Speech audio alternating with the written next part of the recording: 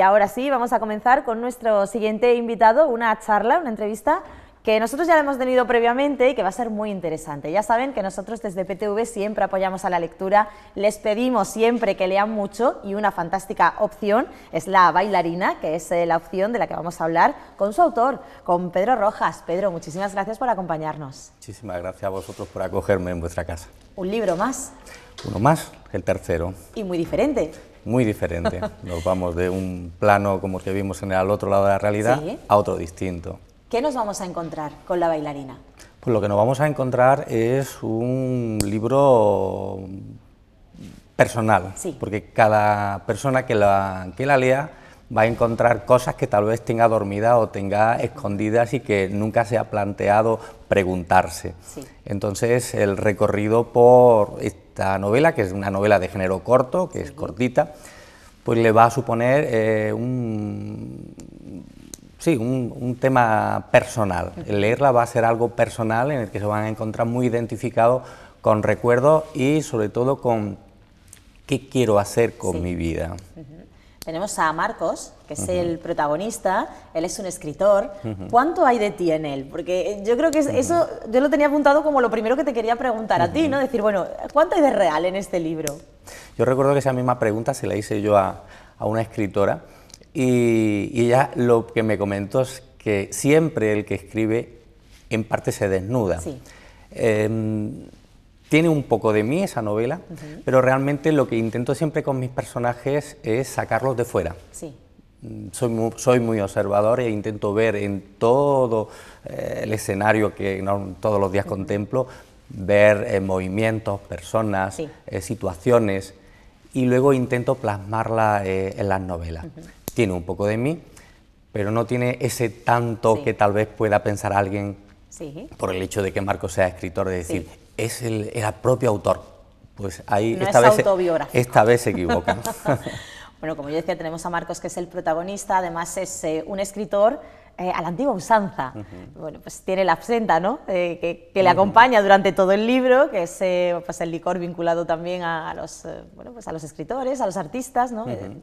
Y luego pues tiene también esa búsqueda incansable que yo creo que en el fondo todos tenemos, aunque solamente quienes os dedicáis a las artes en las distintas variantes realmente reconocéis, que es esa búsqueda de la musa, ¿no?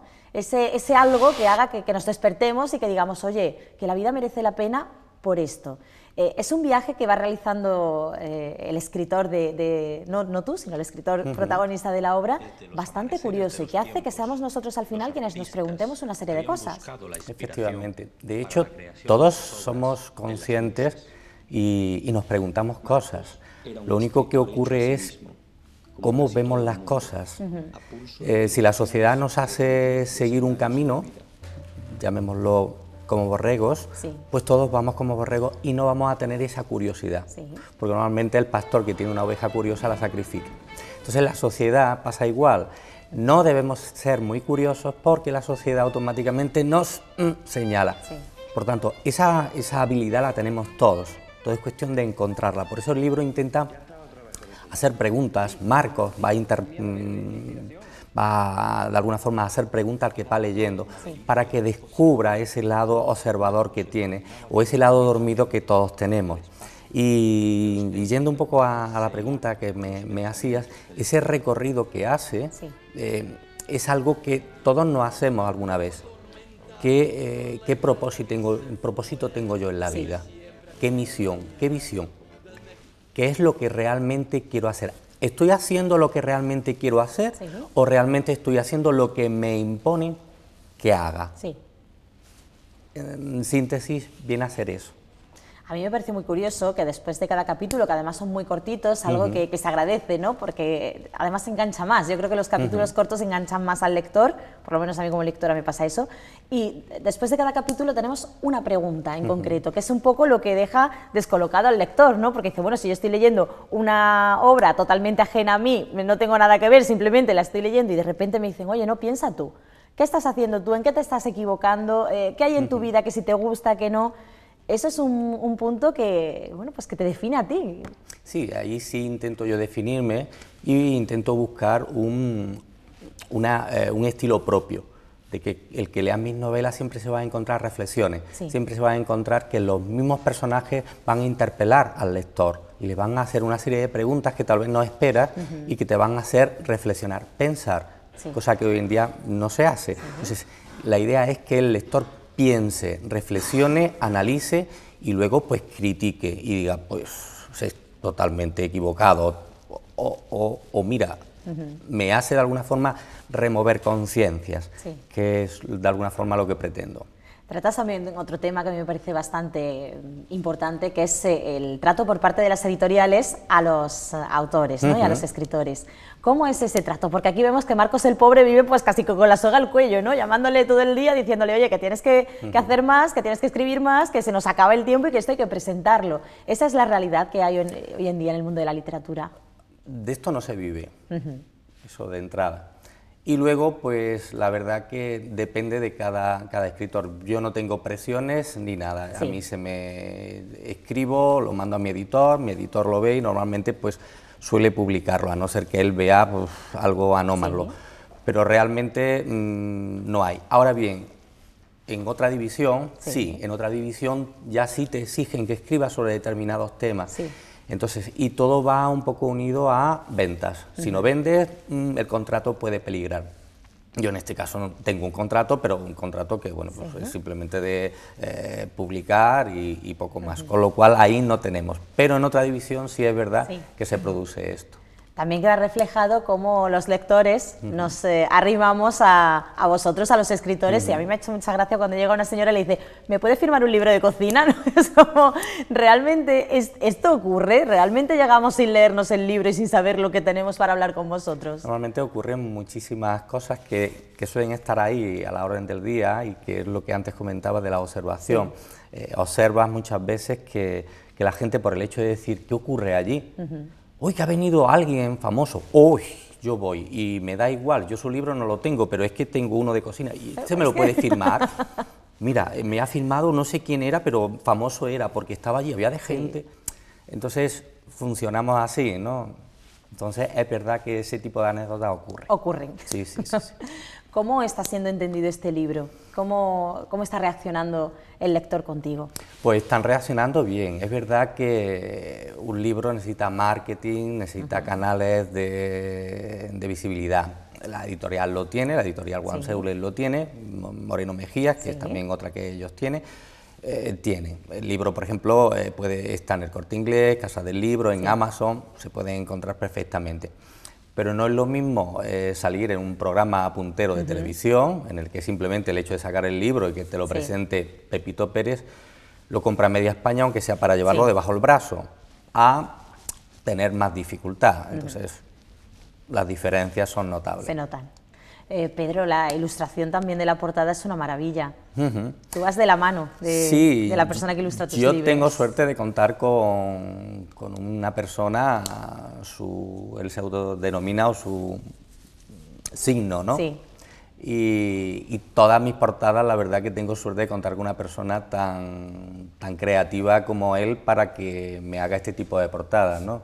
Son geniales. Y porque yo solamente le tengo que comentar un poco de qué va la novela y él automáticamente tiene esa creatividad para hacerlo. O sea, me refleja incluso detalles muy importantes que vienen en la novela, como son la música, que siempre aparece en mi novela la música, porque creo, y de hecho es así, la música de alguna forma nos resintoniza a todos, por aquello de las vibraciones, somos agua, por tanto nos reequilibra. Entonces, el escuchar esa música o incluso encontrar palabras escuchando esa música, volvemos al mundo de las emociones, nos hace evocar sentimientos que nos hacen pensar en recuerdos, situaciones que no han producido.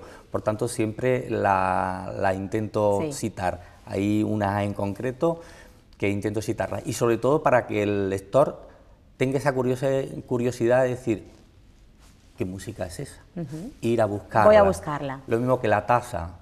Hay un objeto que tiene mucho que descubrir, no voy a desvelarlo como es lógico, y esa taza pues quiere decir algo, ¿no?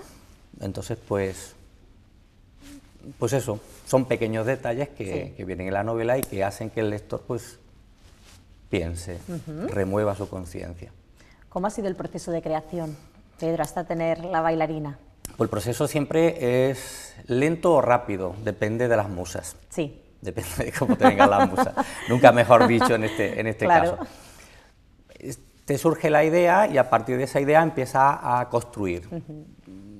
Va a haber un personaje, va a haber dos, va a haber tres, qué tramas se van a desarrollar y vas componiendo. Cada escritor tendrá cada maestrillo tiene su librillo. Sí. Puedes componerte un panel en el que vas colocando pequeños personajes y vas entrelazándolos y vas creando toda la trama. Vas escribiendo, vas dando a alguien que te la revise por si tú te has equivocado, vuelves a repasar, vuelves a escribir y cuanto más repasas, más corriges. Entonces llega un momento en que dices, ya está, aquí está. Hasta aquí. Sí, y te puede durar 1 año, 2 años, dependiendo de cómo sea la novela, pues... Es una novela que trata sobre las musas, pero que en realidad trata sobre la vida, y sobre la vida de cada uno de nosotros. El lector va a ver que hay puntos que, como hemos dicho, pues le hacen reflexionar, le hacen ver dónde se encuentra ese lector en ese momento. Es una mezcla que es bastante curiosa, porque aun teniendo un tema central como es la búsqueda de la inspiración y de las musas, al final es el lector el que termina preguntándose a sí mismo cosas.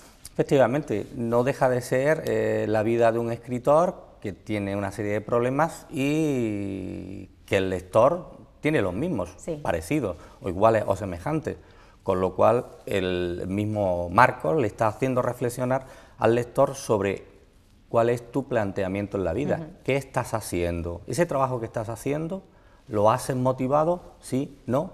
¿Es realmente lo que quieres hacer en la vida? ¿Sí? ¿No?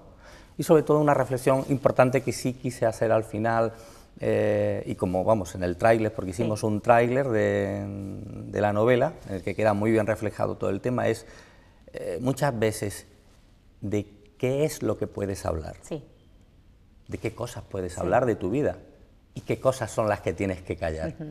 Entonces el lector al final, la verdad que se puede plantear decir, pues es verdad, yo tendría que callar mucho de esto, o de esto podría hablar hasta aquí. Es una reflexión final que nos hace reflexionar mucho sobre qué hay de nosotros desde aquí para atrás. Ajá. Se lee muy rápido, es verdad que se lee muy fácilmente, es un libro además que te va enganchando capítulo tras capítulo, por lo tanto, pues prácticamente de un tirón se puede leer. Nosotros tenemos que recomendarlo, por supuesto, para que ustedes conozcan también a la bailarina. Y Pedro, ¿por qué una bailarina? ¿Por qué la musa aquí se representa como una bailarina? Pues surgió simplemente por la plasticidad que tiene una bailarina a la hora de bailar, a la hora de expresarse, y que cuando tú miras un baile, o sea, te deja cautivado, entonces te deja ensimismado. Entonces ese ensimismamiento que muchas veces tenemos a la hora de, oye, ¿qué te pasa? No, si es que estoy pensando en ausencias que llaman los psicólogos, pues me evocó a decir, oye, una bailarina, ¿por qué no? Y de hecho en el tráiler, cuando se ve que aparece una bailarina, estuvimos en el conservatorio de aquí de Córdoba, pedimos los permisos oportunos para que una bailarina pues danzara y demás y la incorporáramos a...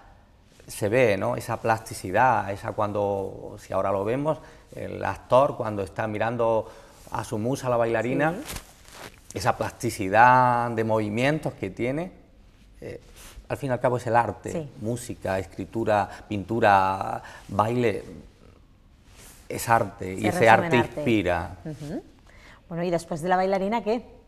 Pues después de la bailarina hay 2 obras comenzadas, que una será, pues, Olisipo, el Puerto Encantado, se transcurre en Lisboa, donde estuve durante una estancia y pues se me inspiró y demás, en el que bueno, vamos a mezclar pues, en fin, la historia o la leyenda de Lisboa con unos personajes, uno que viene del este, otro que es de allí y demás, y va a ser una novela un poco de misterio, de intriga, de amor, de todo lo que es la vida misma.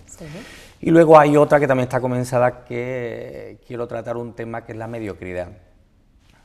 Desgraciadamente en nuestra sociedad hoy en día hay mediocridad por todos lados.